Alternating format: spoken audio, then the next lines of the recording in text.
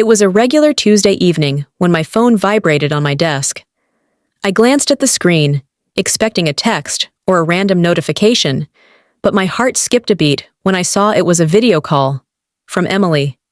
My wife wasn't the type to randomly FaceTime me, especially not during the day.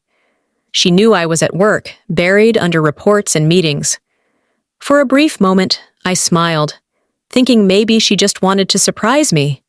But as soon as I answered, that moment of warmth turned into a cold, creeping dread. The screen was shaky, disoriented, as if the phone had been placed haphazardly. At first, I could only see the blurred image of our bedroom ceiling, the soft glow of the bedside lamp flickering against the walls. Then, the camera tilted slightly, adjusting, and my breath caught in my throat. The bed, our bed, was messy, the sheets tangled and pushed aside. There was movement, shadows shifting. Then, I saw her. Emily. She was lying there, half covered by the blanket, but she wasn't alone. A man, someone I didn't recognize, was beside her, his arm draped over her body in an intimate, familiar way. She laughed softly, her fingers tracing lazy circles on his bare shoulder. My ears started ringing, my pulse hammering so hard I could barely think. For a few seconds, my mind refused to process what I was seeing. This wasn't real. It couldn't be real. My wife, the woman I had trusted with every part of my soul, was in our bed with someone else. Then the realization hit me like a truck. She had accidentally called me.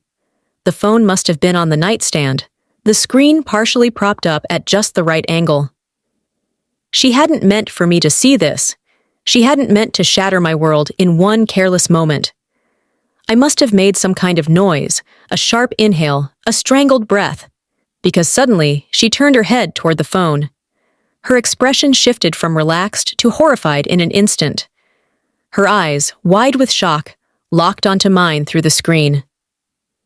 A second later, the call ended. I sat frozen, my phone still gripped tightly in my trembling hand.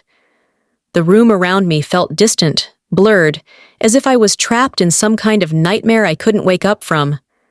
I wanted to scream, to throw my phone against the wall, to do something, but all I could do was sit there, staring at the black screen. A few moments passed, and then my phone buzzed again. A message. Emily. Babe, I can explain. A dry, bitter laugh escaped my throat. Explain? How could she possibly explain this? I had seen everything. There was no misunderstanding, no room for doubt. My hands clenched into fists as a new, sickening thought settled in my mind. How many times had this happened before? How long had she been lying to me, sneaking around behind my back? I stared at the message for what felt like an eternity before locking my phone and tossing it onto the desk. The pain in my chest was unbearable, a suffocating weight pressing down on me. I had no idea what I was supposed to do next, but one thing was certain. Nothing would ever be the same again.